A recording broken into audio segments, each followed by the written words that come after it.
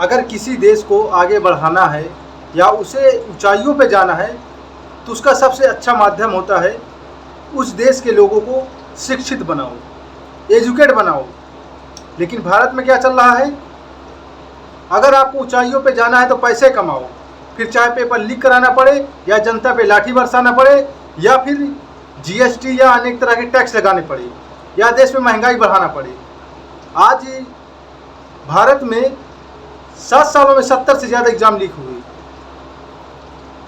Exam क्यों leak होते हैं? लीक नहीं होते हैं, लीक कराए जाते हैं। लीक कौन करता है या कराता है? सिस्टम में बैठे लोग। और सिस्टम को कौन संभाल रहे हैं? सत्ता में बैठे लोग। तो पेपर कौन लीक कराता है? सत्ता में बैठे लोग। मैं आज उन देश के सभी शिक्षकों से निवेदन करूंगा, आप लोगों को अब खुलकर राजनीति में आना चाहिए और अपनी पार्टी बनाना चाहिए। आने वाले चुनाव में अपने उम्मीदवार को आप उतारिए और उसके लिए चुनाव प्रचार भी करिए, क्योंकि देश में सबसे ज़्यादा अभी किसी चीज़ की ज़रूरत है तो वो एजुकेशन की। देश जिस तरीके से आगे राह में जा रहा है, जो युवा पढ़ भी रहा है उसे नौकरी नहीं मिल रही है, उसकी एलिजिबिलिटी के हिसाब से उसे रोजगार नहीं मिल रहा है, वो दर दर भटक रहा है। अगर धरने प्रदर्शन भी कर रहा है सरकार के खिलाफ तो उसे लाठियां मिल रही हैं। ये लाठियां कब तक छात्र खाएगा? क्या लाठी खाने के लिए छात्र पैदा हुए हैं?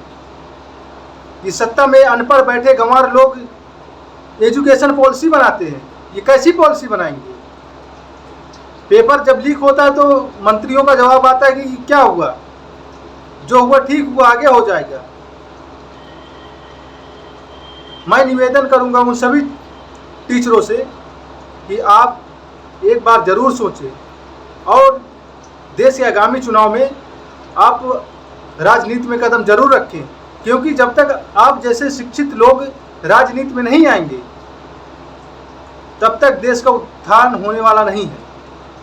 क्योंकि अनपढ़ कभी नहीं चाहेगा कि कोई शिक्षित बने,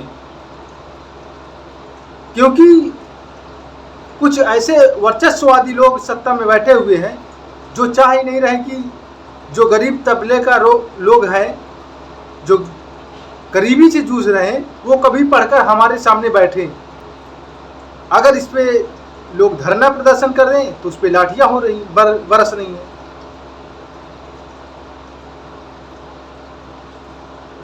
इस पे सभी टीचरों को जरूर एक बार सोचना चाहिए और देश की राजनीति में उनको आना चाहिए, क्योंकि आप लोगों की बहुत ज़रूरत है। आप लोग जिस तरीके से धरना प्रदर्शन हर समस्या में छात्रों के साथ खड़े होते हैं, उसी तरीके से आप छात्रों के हित के लिए और इस देश के हित के लिए पार्लियामेंट में भी खड़े होइए।